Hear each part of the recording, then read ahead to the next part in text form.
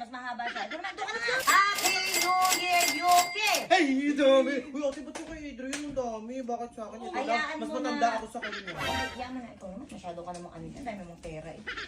Next! Ay! Happy New Year, Erica! May? Ay! Thank you, ate! Ay, naman no! Hayaan mo na, ate yan. Eh, paano yun, ate? Wala kami maire-regalo sa'yo ngayong ano. Ganito na lang. Ano na lang yung New Year's resolution mo? Ay, buti pinaalala mo sa akin. Ang New Year's resolution ko this 2025 is unang-una sa lahat, syempre, makabayad ng kuryente sa tamang oras. Kanina. Syempre, makabayad ng credit card kasi hindi nadidili ako nito lately. Syempre, gusto ko din naman makabayad din tayo ng mga bills at kung ano-ano pang mga expenses. Kaya akin na yan. Syempre, ang huli, hindi ko nabibigyan ng pera yung mga kapatid ko kasi reklamo na reklamo.